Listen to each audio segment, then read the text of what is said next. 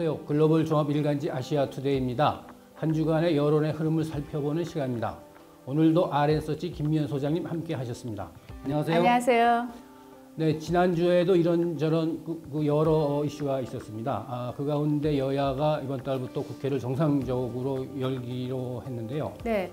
특히 이 선거제도 개편을 둘러싼 첨예한 대립으로 이 국회가 또 제대로 이렇게 굴러갈지는 상당히 의문입니다. 이런 가운데에서도 역시 차기 정치 지도에 대한 관심은 계속되고 있는데요. 이에 대한 여론조사도 이번에 다시 좀 이루어졌죠? 네.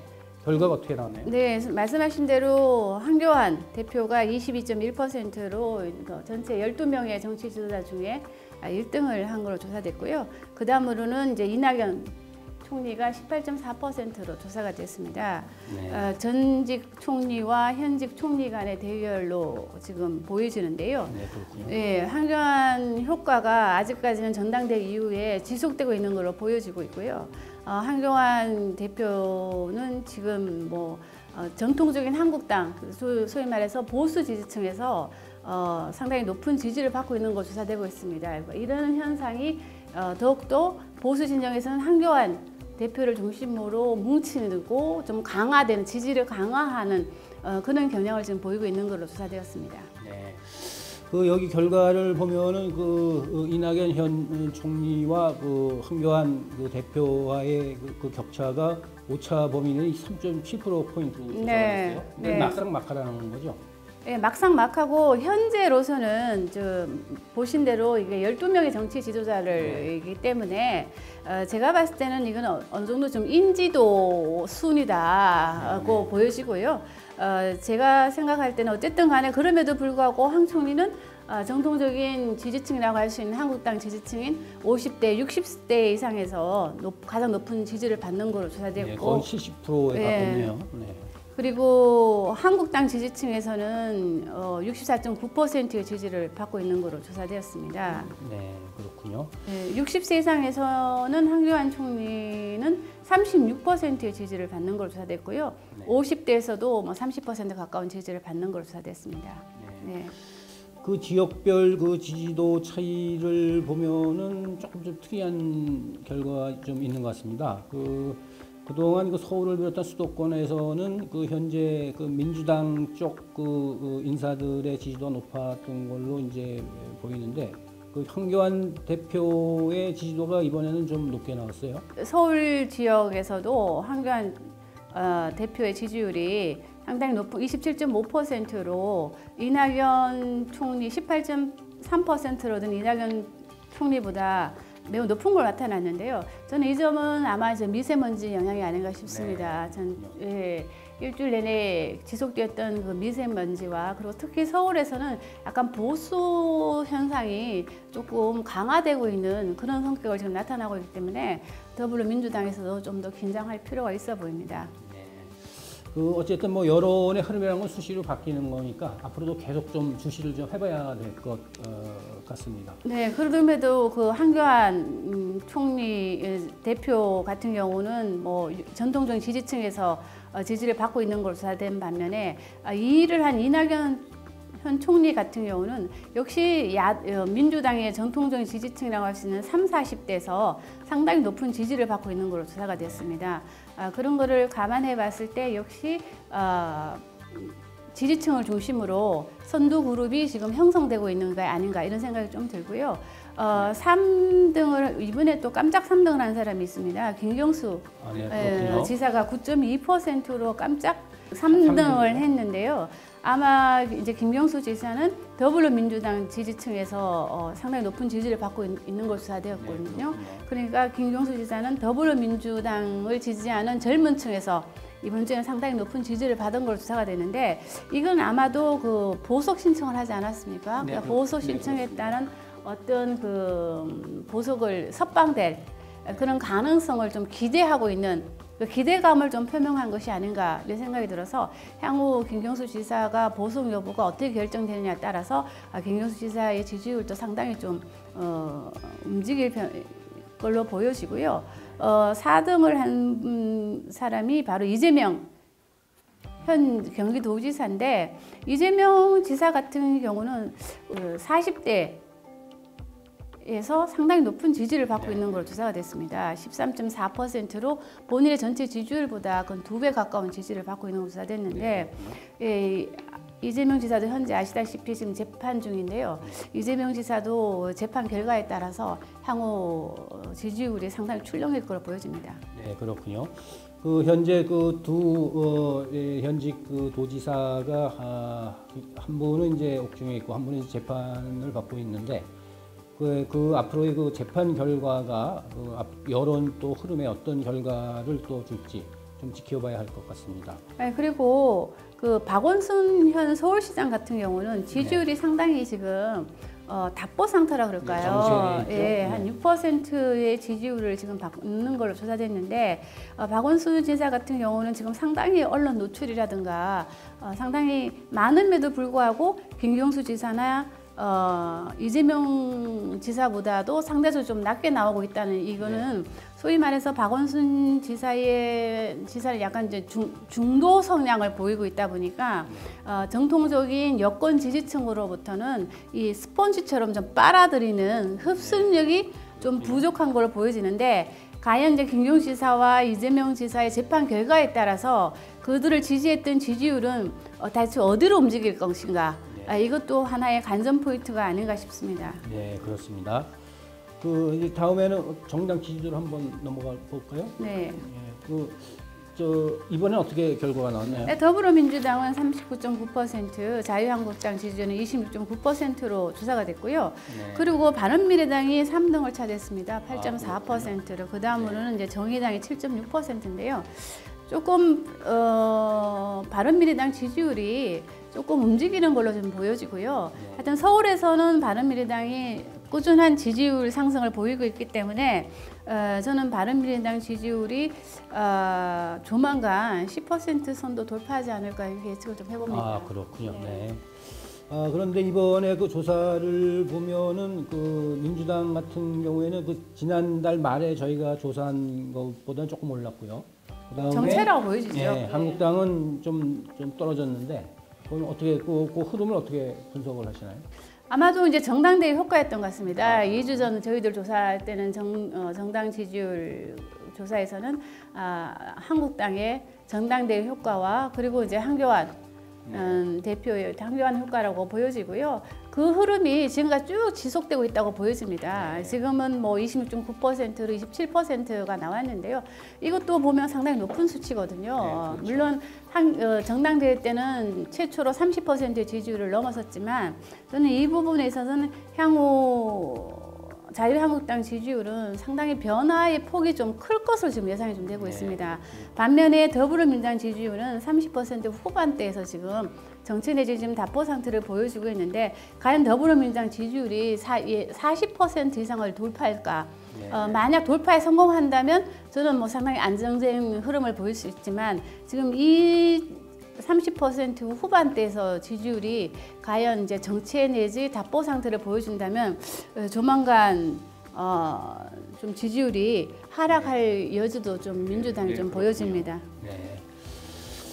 요번에 그 정당 지지도 조사 결과를 보면 조금 특이한 게 이제 발견이 되는데요. 그 자유한국당에 대한 그 서울 지역의 지지도가 그 더불어민주당보다 조금 높게 나왔어요. 오차 범위 내에서 최초로 높게 나왔는데요. 저는 이거는 미세먼지 여파다. 미세먼지 지난주에 계속된 미세먼지 여파와 그리고 지금 그 60세 이상 서울에 거주한 60세 이상들의 어떤 불안감.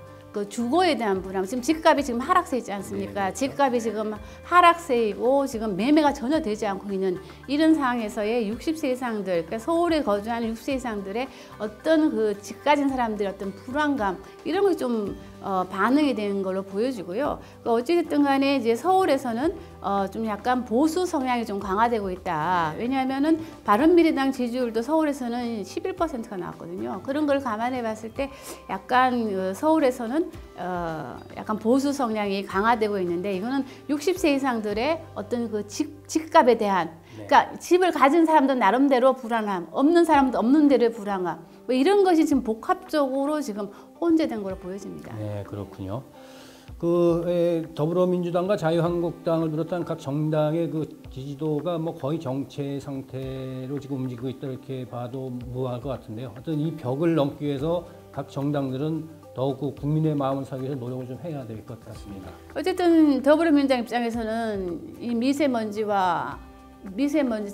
지난주와 같은 그런 미세먼지 공포가 일단은 없어야 되겠죠. 네, 그렇죠. 물론 자연재해에 가깝긴 하지만 미세먼지에 대해서 국민들의 특히 서울 수도권, 특히 서울에서 사시는 분들의 불안감이 매우 높은데 네. 더불어민주당이 제대로 대처하고 있느냐 하는 거에 대한 많은 사람들이 지금 의문을 갖고 있기 때문에 저는 일단은 자연재해이긴 하지만 미세먼지 공포가 더 이상 없어야 된다. 네. 미세먼지 공포가 계속 지속된다면 저는 더불어민주당 지지율은 뭐 하락할 수도 있기 때문에 그런 걸 좀 더 감안을 해야 되지 않을까 싶습니다. 네, 그 정부 여당의 입장에서는 항상 그 미세먼지 때문에 신경을 많이 곤두세워야 될 것 같습니다. 네. 그리고 아까도 말씀드렸습니다만은 자유한국당과 더불어민주당 여야가 이번 달부터 국회를 정상적으로 가동하기로 했습니다. 그러나 자유한국당이 선거제도에 대해서 비례대표제를 폐지하고 그 다음에 의원 정수 30명 정도를 축소하는 새로운 안을 내놔서 또다시 지금 논란이 되고 있거든요. 그와 관련해서 여론조사를 그렇죠. 이제 일단은 뭐 연동형 비례대표제를 물어봤습니다. 찬성하는 이제 반대하는 물어봤는데요. 그러니까 정당의 연동 비례대표제라고 하면 그 정당의 득표율대로 국회의원석을 이제 배분하는 걸 말하는 건데요. 어쨌든 그 찬성이 46.8%, 반대가 34.5%로 찬성 의견이 가반은 넘지 못했지만 상대적으로 높은 것으로 조사됐습니다. 그럼에도 불구하고요, 연동형 비례대표에 대해서 찬반 여부를 묻는 조사는 그동안 많이 실시가 됐는데 그때와 비교하면 상당히 낮아진 걸로 조사됐습니다. 그렇군요. 네. 이유는 뭐라고 생각하시나요? 일단은 연동형 비례대표제에서는 국민들은, 그러니까 선거제 개혁에 대해서는 국민들은 좀 찬성을 하고 뭐 연동형 비례대표제조차도 찬성을 하는데 지금 야권에서 이제 여권에서 내놓은 이제 안들을 보면, 그러니까 바른미래당이라든가 뭐 내놓은 안을 보면 연동형 비례대표제를 도입을 하되 국회의원 수를 늘리는 거거든요. 늘리는 거에 대해서 연동형 비례대표제를 도입하는 걸로 되어 있기 때문에 어쨌든 국민들은 연동형 비례대표제 도입은 찬성하지만 그렇지만 국회의원 수를 늘리는 거는 반대합니다. 왜냐하면은 국민들이 생각할 때는 지금 뭐 한 근 2달 동안 정상화가 되지 않았지 않습니까? 국회가. 그러니까 무노동도 무임금을 또 적용하지 않는 데가 또 국회잖아요. 그러다 보니까 국회의원에 대해서 상당히 국민들이 불신의 벽이 높습니다. 이제 그런 가운데 다시 국회의원 수를 늘린다. 국민들 용납할 수가 없는 거죠. 그 다음에 국회의원 그걸 알다 보니까 정치권에서는 월급을 올리지 않고 현재 받는 월급 총량에서 나누겠다는 거거든요. 근데 그 부분에 대해서 또 국민들은 못 믿겠다는 거죠. 못 믿는다고 하기 때문에 어쨌든 간에 연동형 비례대표제를 도입하는 거는 찬성 의견이 상당히 높게 나타났지만 이걸 하기 위해서는 필수적으로 국회의원 수를 늘려야 되거든요. 늘리는 거에 대해서는 국민들의 반대가 60%가 넘기 때문에 저는 이 부분에서 이런 어떤 합의를 도출해내기가 매우 힘들어 보이기 때문에 선거제 개혁은 좀 물 건너간 게 아닌가 저는 그렇게 생각을 합니다. 네. 하여튼 선거제 개혁이 어떻게 귀결이 될지 좀 지켜봐야 되는데요. 근데 이번에 조사 결과를 보면 대부분이 계층별, 나이별, 그다음에 직업별로 이렇게 보면은 찬성이 연동형 비례대표제는 찬성이 많긴 한데 그 중에서도 연령층 중에서 19세 이상, 20대와 60세 이상에서는 반대가 더 좀 많은 걸로 나왔어요. 그러니까 이거는 이제 60세 이상에서는 이제 자유한국당 지지층이 많으니까 자유한국당에서 반대하니까 반대 의견이 높고 20대에서 반대 의견과 찬성 의견이 오차 범위 내에서 반대 의견이 높은 걸로 나타나는데요. 이거는 20대들이 봤을 때 아까 제가 말씀드린 것처럼 국회의원 숫자를 늘린다는 거는 또 무노동 이 2달 동안 일도 하지 않고서 월급을 꼬박꼬박 받아가는 거에 대한 어떤 거부감 이런 게 있기 때문에 연동형 비례대표제 하면은 곧 국회의원 정족수를 늘린다는 걸로 생각하기 때문에 반대 의견이 많은 걸로. 어쨌든 정당별로 보면은 뭐 모든 정당에서 자유한국당을 제외한 모든 정당에서는 찬성 의견이 가반이 넘는 걸로 조사가 됐는데요. 특히 정의당에서는 73.5%가 찬성하는 걸로 조사가 됐습니다. 네, 그렇군요. 그 자유한국당에서는 그 새로운 그 선거제도 개편안으로 아까도 말씀을 드렸지만은 그 비례대표제를 폐지하고 그다음에 의원 수를 30명 정도 줄이는 안을 냈습니다. 그리고 연동형 비례대표제도 그 만약에 이걸 실시하려면 내각제가 실시된다는 걸 전제로 했군요. 네. 이렇게 그 한국당이 그 제시한 그 새로운 선거제 개편안에 대한 그 여론의 흐름도 좀 지켜봐야 될 것 같습니다. 어쨌든 뭐 의원 정족수를 그러니까 현재 지역구는 건들지 않았잖아요. 현재 지역구는 그대로 가져가되 비례대표제를 줄이는 대신에 지역구는 늘리는 걸로 지금 된 거거든요. 그런 거를 보면 국민들도 상대로 찬성 의견이 좀 많지 않을까 이런 생각이 좀 듭니다. 어찌됐든 간에 비례대표 어떤 큰 그림에서 보면 국회의원 수를 줄이는 거기 때문에 그 점에 대해서는 뭐 국민들도 크게 뭐 반대 의견이 높지 않을 거로 보이지만 어쨌든 간에 지금 정의당이라든가 바른미래당에서 밀고 있는 연동형 비례대표제 같은 경우는 충분히 국민들하고 공감대를 얻지 못한 것이 이런 결과가 나오지 않았나 싶습니다. 네. 그 어쨌든 그 여야가 국민의 마음을 반영해서 어떤 그 선거제도를 마련할지 상당히 좀 지켜봐야 될 것 같습니다. 지금 말씀하신 대로 한국당 안에 대해서는 우리가 뭐 다음 주에 한 번 더 조사를 한번 해보는 걸로 하겠습니다. 네, 알겠습니다. 지금까지 RN서치 김여선님과 함께 지난주의 여론의 흐름을 짚어봤습니다. 감사합니다. 감사합니다.